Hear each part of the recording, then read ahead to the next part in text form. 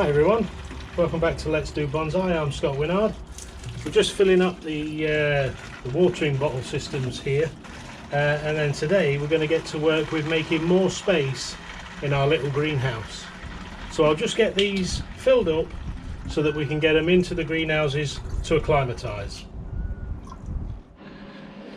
So this is the greenhouse, and we have it quite full. I've removed a few things off of that bench.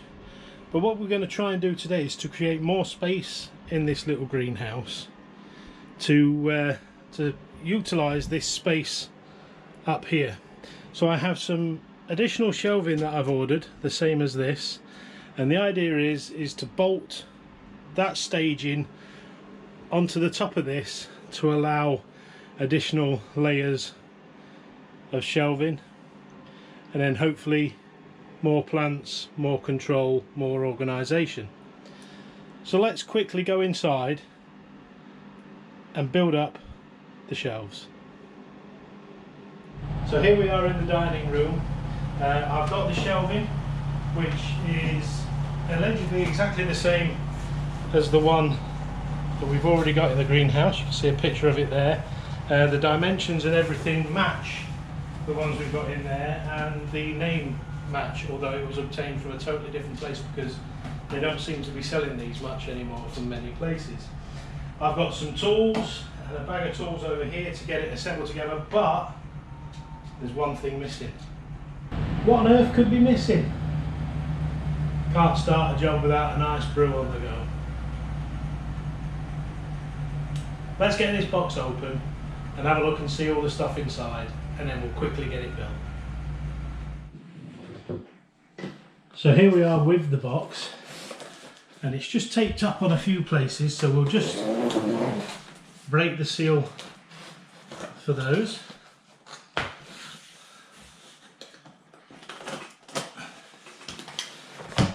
And then we'll try and pop it open and have a look at all the items inside that we have to work with.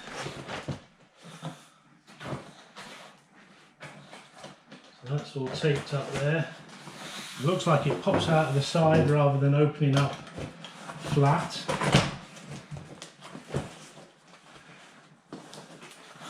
Which isn't a problem, we can get it to open up flat, but we'll just lift the parts out. So we've got legs, the corner legs, the struts. We have central pieces, lots of the central pieces, bag of nuts and bolts,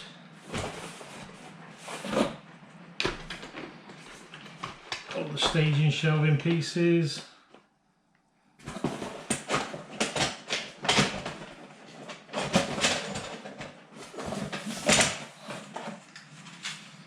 top length brackets, the side length brackets,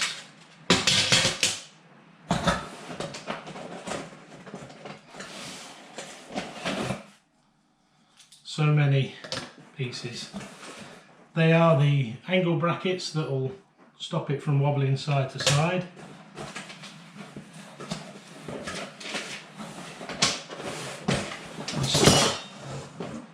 I think they are the staging rails.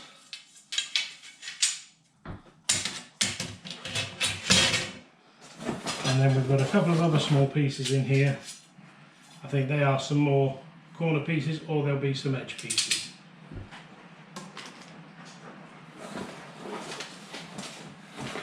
And it comes with a nice little few pages of instructions on how to do it. So it tells you how to build the shelf parts, put all those together, and then how to put all the legs and the side struts and the brackets and everything all together. So let's get it done.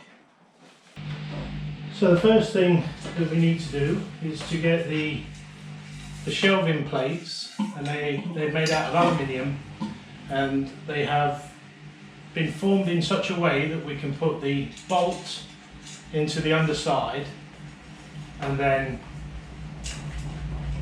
we can fasten the stapler together very easily.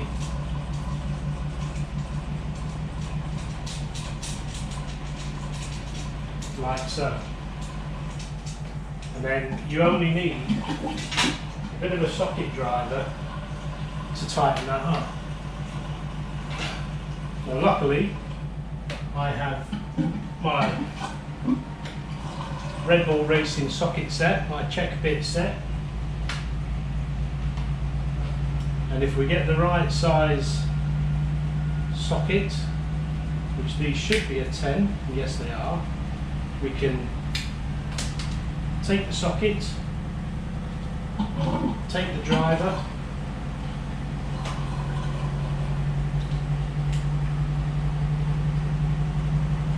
take the socket driver, put them all together, and then we can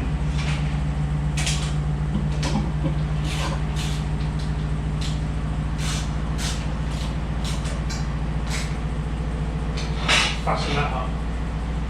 Now there's 14 rails, which means there's 28 of these to go on.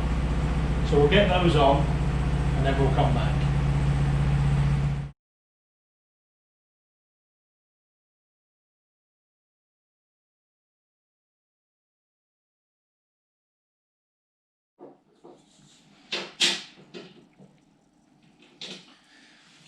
So that's the first rail fitted. So we've got 14 lats fitted onto the one side there. So we just have the other side to put on. So we'll continue with that, another 14 nuts and bolts.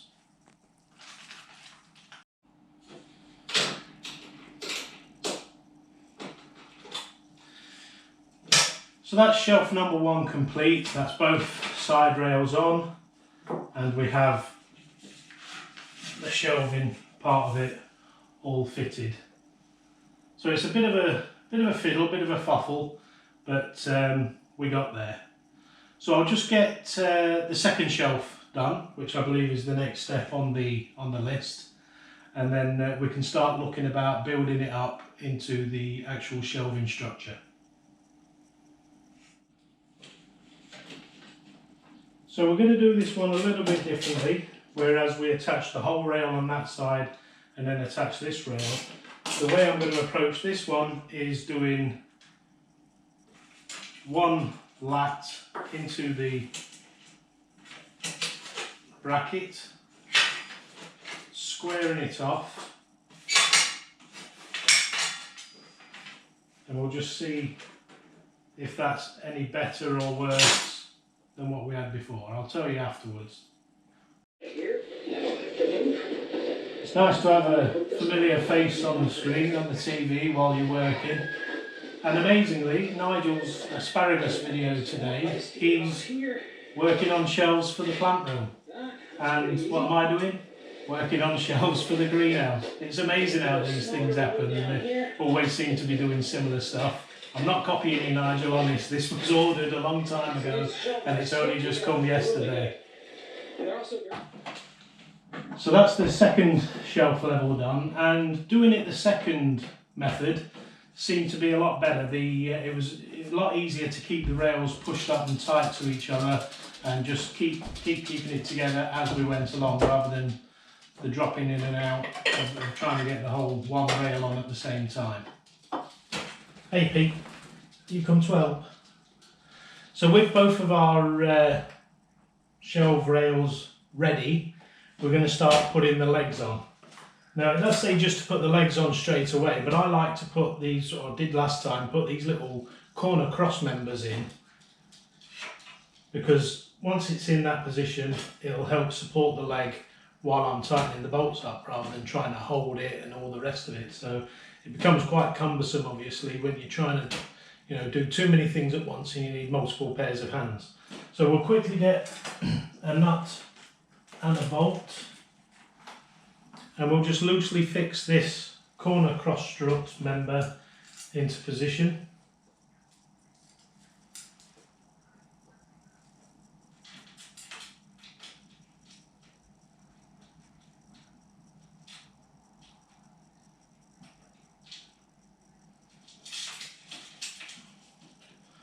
that's loosely in, and then we'll be able to take one of our legs and just put that on the corner, and then that cross member is going to go into there. So if we get another couple of bolts, and we can just push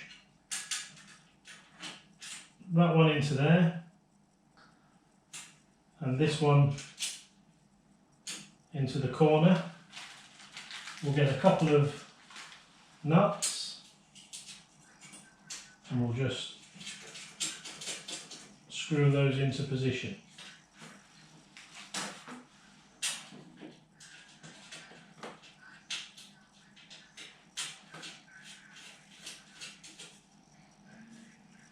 So we'll get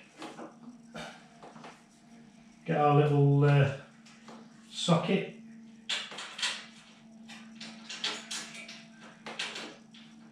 and we'll just tighten that into position.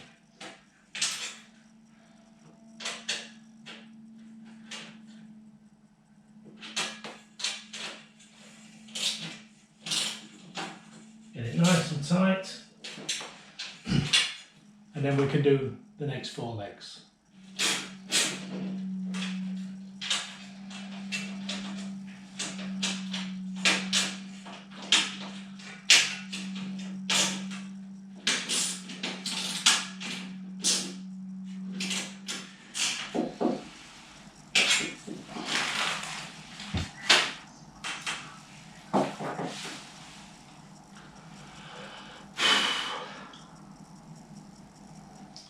So now we've got those legs and struts in position, we need to put the middle shelf into position. So we'll just lay the table down on its side,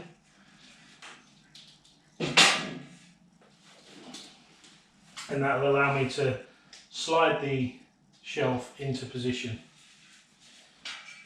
So here we have the other shelf, and we'll just lift the legs to allow us to get in. Oh.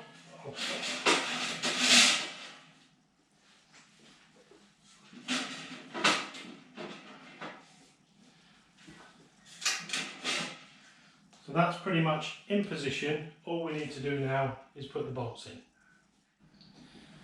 But before we fix it actually into position, there are a couple of little cross members for the bottom, for the legs, to keep them into position, and we'll just get those into position as well, and nut and bolt those together.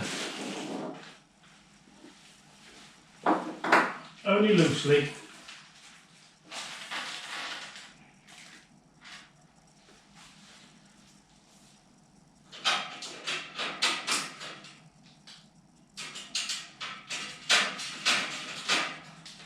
So that's that one in loosely.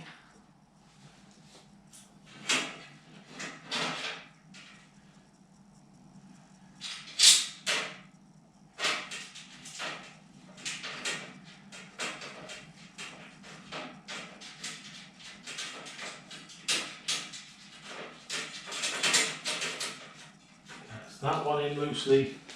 And just quickly loosely connect these ones in. And that will just give the correct angles for the shelves to nicely slot together.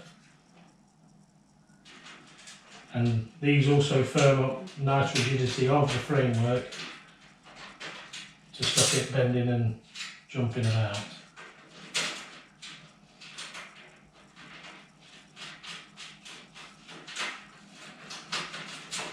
So just get that in.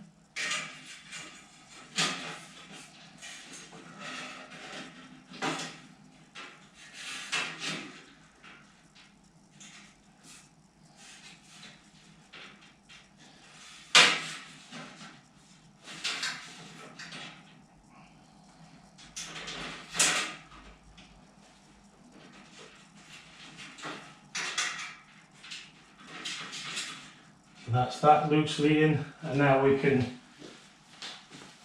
got some bolts in for our shelves.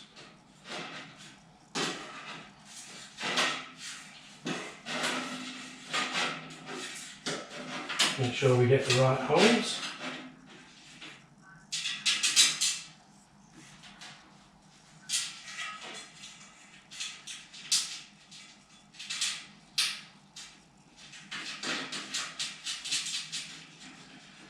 That's that pair.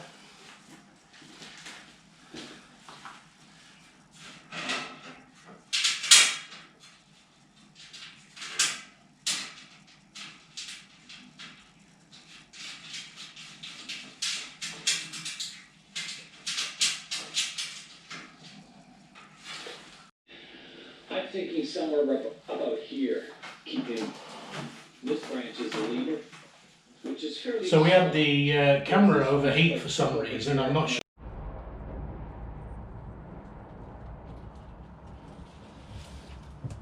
So here we are in the greenhouse. You're in here on the upper shelf of the new shelving staging. So if I just bring you out, we'll have a look at how the staging has gone together.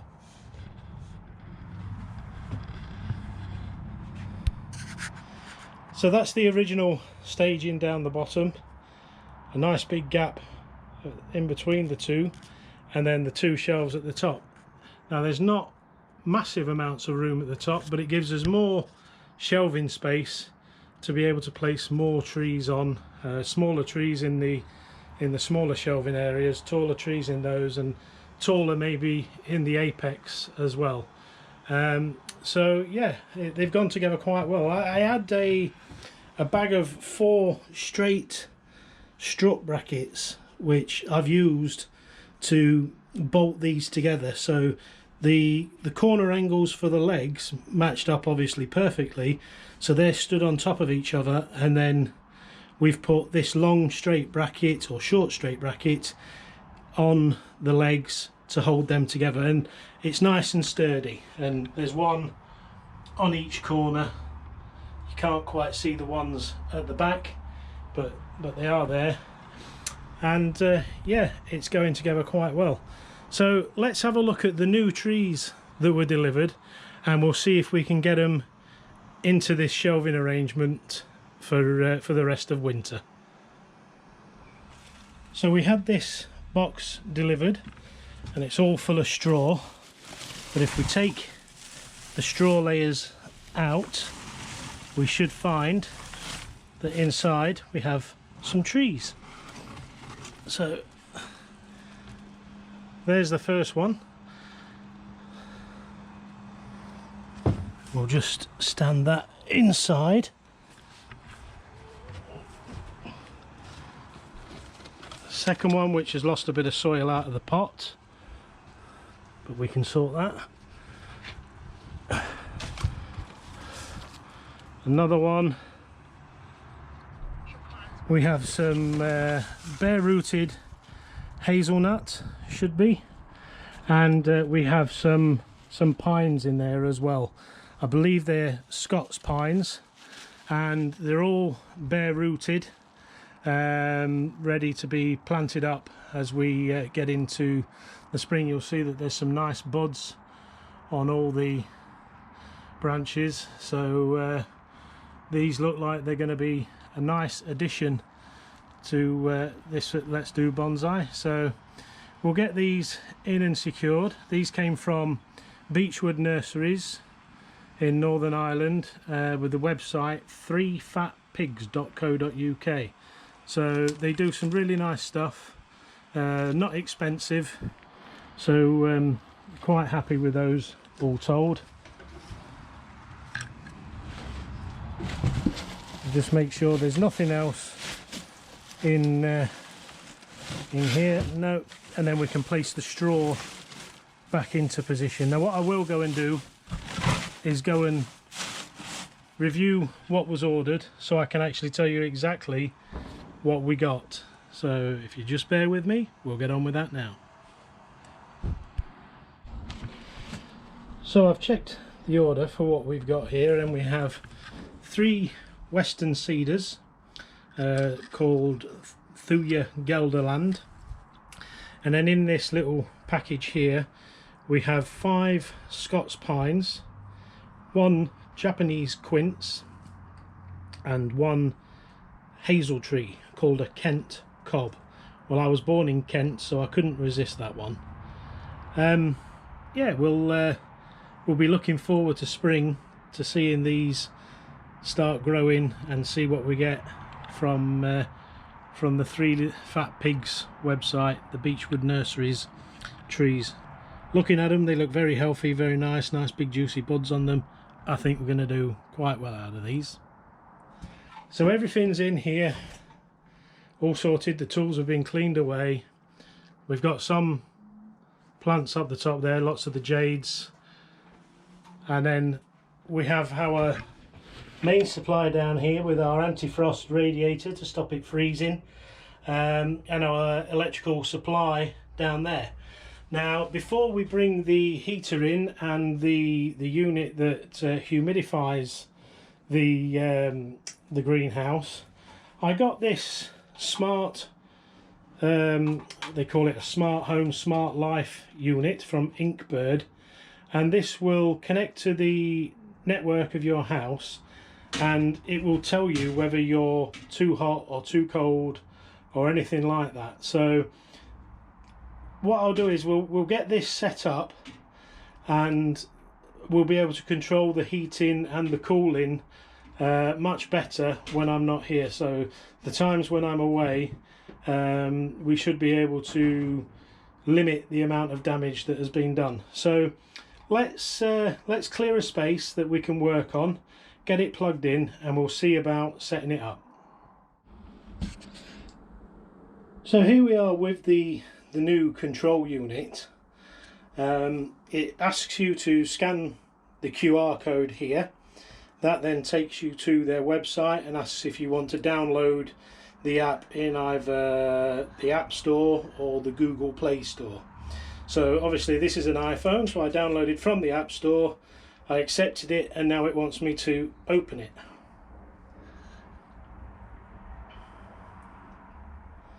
So the next thing I need to do is register or log in with an existing account. So I don't have an existing account with them, so I will quickly set up a account and then we can carry on with the process of working this out. So we've registered an account, and all we had to do that was put in our email. It then sent us a verification code to the email to prove that the email was real. Then you were able to put in a 6-digit PIN code. That PIN code was entered, and then you get to add your user code, your password. So that's all been done, and now it's asking us to add a device. So that can be done through the big button add a device or the plus symbol up the top. So if we press add a device, we can add the device by the picture, which is this one, and it asks you to select your network for it to be used. So we will select that one, and then we have to put the password in. So that's the network password put in. So now reset the device first, power on the LED and confirm that the light is blinking rapidly. Well, we have a network light blinking rapidly up the top corner, so we will confirm and press next. Ensure the device is powering on, and it is now looking on the Wi-Fi to see if it can find the unit. So after a bit of fiddling about, it went through that last process. It found the device while it was scanning and just added it automatically. So that's all added up, and then you get the control within the phone to be able to control all this over here for heating and cooling. So once that's all done, there's a lot of instructions on how to carry out the button functions in normal operations, etc.